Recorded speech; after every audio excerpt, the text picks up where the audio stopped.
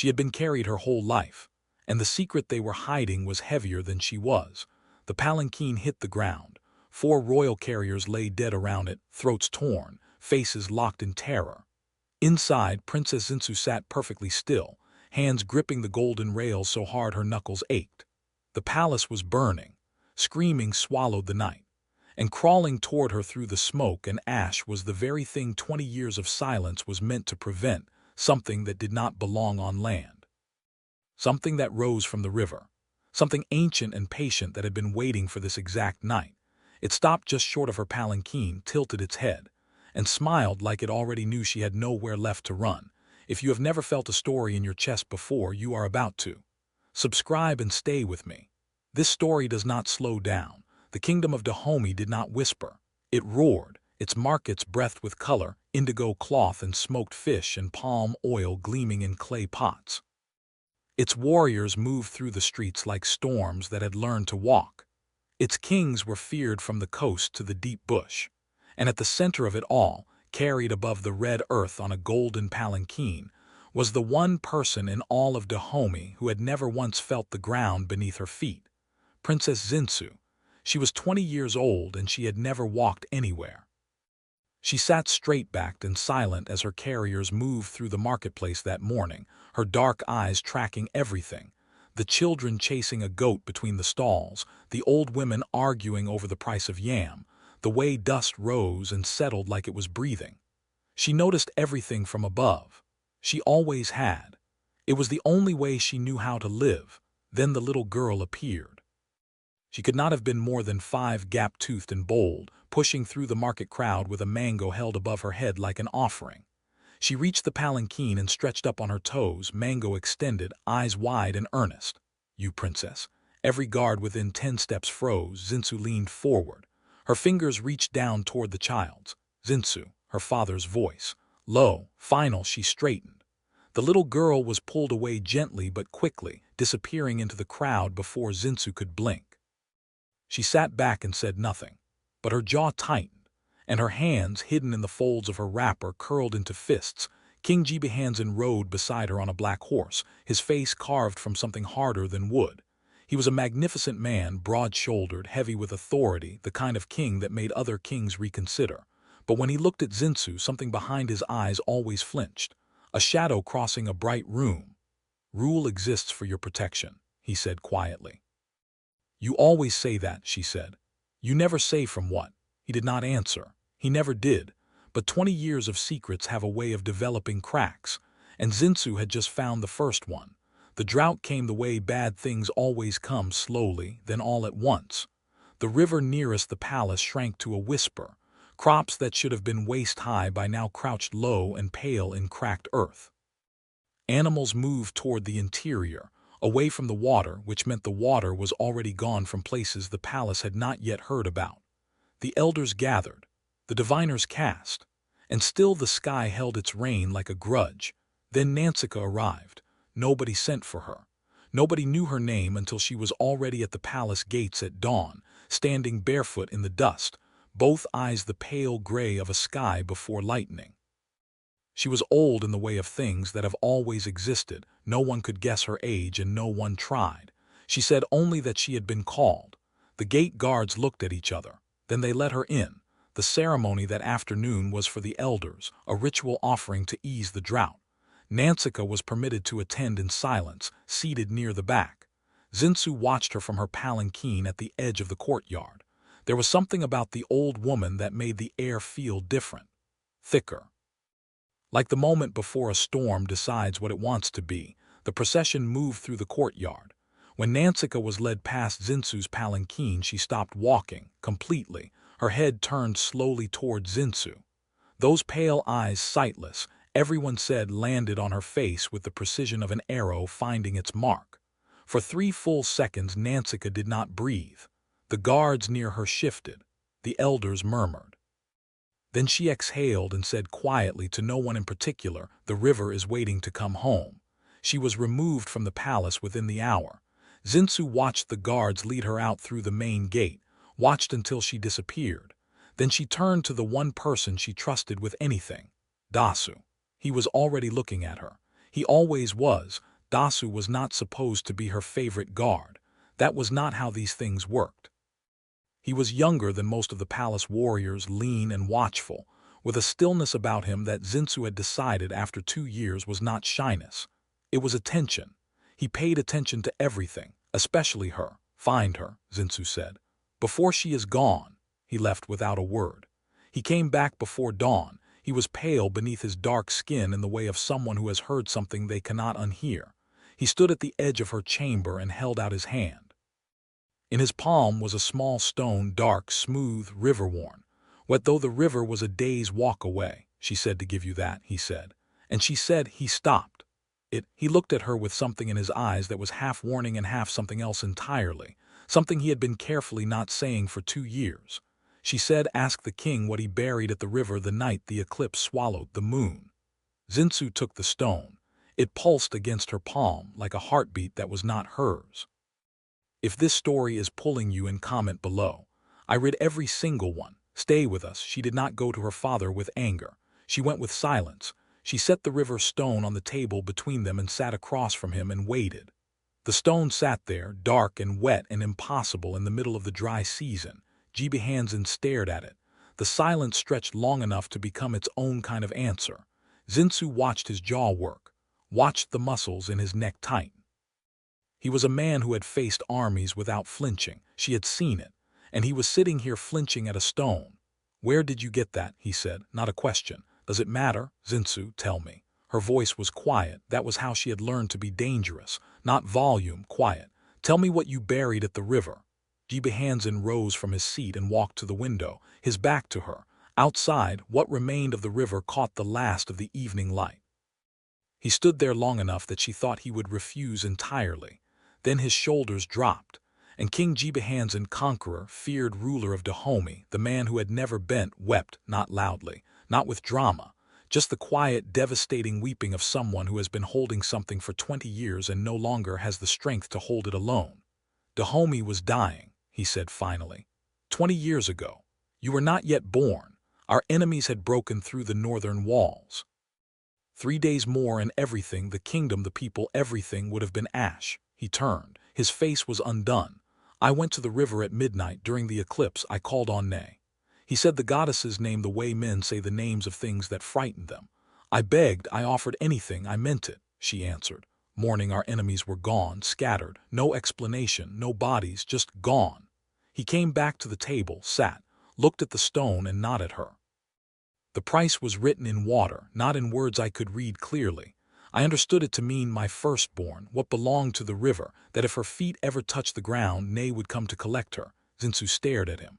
You built a life around a pact you did not fully understand. I built a life around keeping you alive. His eyes finally met hers, raw, ruined. Everything I did, the palanquin, the guards, the silence, it was all a cage, she said softly, that you called love. She picked up the river stone and walked out. But Jibi Hansen had made one terrible assumption about that pact, and that assumption was about to cost him everything he had been trying to protect. By morning the council knew. Someone had listened at the door. Someone always listened at the door. And by the time the sun was fully up, the throne room was fracturing down the middle. Half the council wanted Zinsu removed from the palace, immediately cast out, sent to the riverlands, given to Ne before the goddess's patience ran out completely and took the entire kingdom with it. The drought was her punishment. The dying river was her message. Every day Zinsu remained was another day Dahomey paid for the king's delay. The other half wanted Jibi Hansen dethroned. A king who made a blood pact without the council's knowledge was a king who could not be trusted. The throne itself was compromised. Zinsu sat in her palanquin at the edge of the throne room and listened to men argue about her life like she was a debt to be settled. Then the council guards moved toward her. Dasu stepped in front of them. He was one man. They were 6. He did not move. You will not touch her, he said, calm, absolute. Guard, you will not touch her. Something crossed Zinsu's face when she looked at him. Something that had been growing quietly for 2 years and had no more room left to grow quietly. She opened her mouth. Then the throne room went completely silent. Nansika stood in the center of it. No one had seen her enter. The gates were sealed. The guards at every entrance had reported nothing. She was simply there, Barefoot on the stone floor, pale eyes moving across the room with the calm of someone watching a fire they expected, the guards reached for their weapons. "Put those down," said one of the elder counselors, slowly, because no one was entirely sure what Nansika was or what drawing a blade near her might cost. She walked to the center of the room, stopped. "You are all fighting over a girl," she said. Her voice was not loud, but it filled every corner. "Not one of you has stopped to ask the right question." She tilted her head. "What if she is not the price? What if she is the answer?" 3 guards seized her before she could say another word. That night the river rose. Zinsu heard it from her chamber, a deep, rolling sound like the earth clearing its throat. She rose and went to the window. The river that had been shrinking for weeks was overflowing its banks, flooding the lower palace courtyard, moving toward the palace in a way that was too slow to be a flood and too deliberate to be natural. The water reached the courtyard below her window and stopped, directly beneath her palanquin. Zinsu looked down at it, looked at her feet, then at the water below, still and waiting like something that had arrived at the right address and was simply waiting to be let in. For the first time in her life she was not afraid of the ground. She was afraid of what touching it would show her about herself. "Stay with me until the end. What happens next changes everything, and nothing will prepare you for it." She went before sunrise. The courtyard was still flooded, the water black and glassy in the pre-dawn dark. Her palanquin sat at the edge of it, abandoned by its carriers who had fled when the river rose. Zinsu stood inside it, her feet at the very edge of the platform, looking down. "Don't, Dasu." Of course, he stood at the courtyard entrance, still in his guard's wrapper like he had not slept. He probably had not. He crossed the flooded courtyard toward her, water rising to his shins, and stopped just below her. "Zinsu." His voice was low, just her name, but it carried everything he had never said in 2 years. She looked at him. Really looked the way she had been careful not to for a long time, because looking at Dasu too directly always made something in her chest do something inconvenient. "You found me the stone," she said. "I should not have." "You found me the stone," she repeated softly. "You stood between me and 6 guards. You have not slept." She crouched down to his eye level, the palanquin creaking. "You have been carrying something for 2 years, Dasu. I have seen it every day."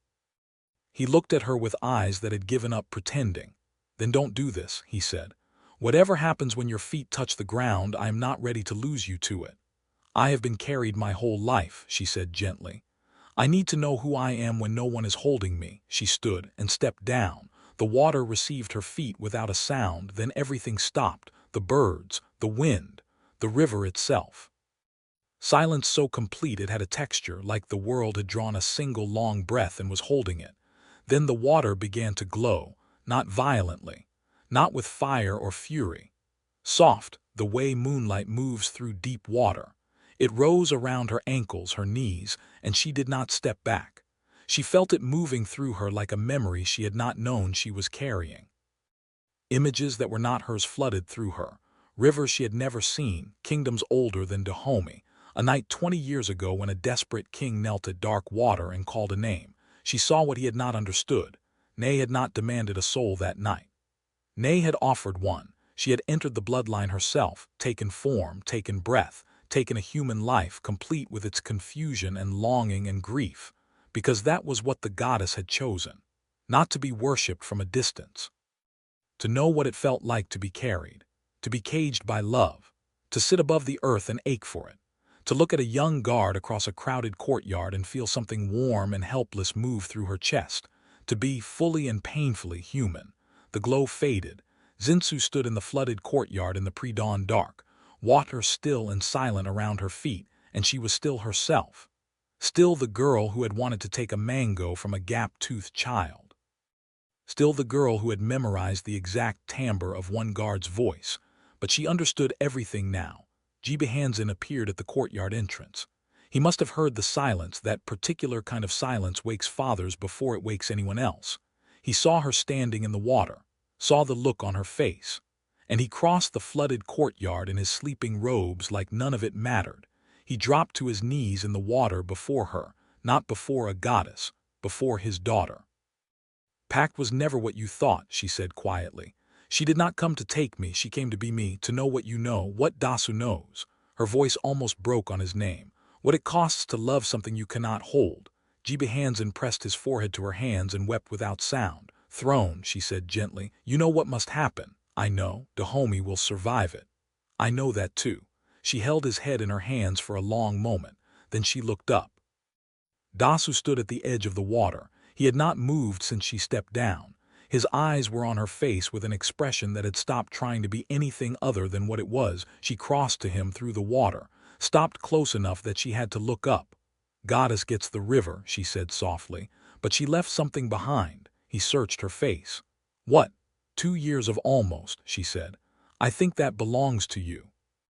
Something broke open in his expression, slow and irreversible, like a door that had been shut too long, finally remembering what it was made for. The rivers filled by noon. The drought broke before the week was out, rain falling so clean and heavy that people stood in their doorways and laughed. The crops that had crouched pale in cracked earth straightened overnight. The kingdom exhaled. Hansen stepped down from the throne quietly, with the dignity of a man who had finally understood the difference between holding on and holding up. Dahomey did not fall. It breathed, and at sunrise, before the palace was fully awake, Zinsu walked barefoot to the river's edge.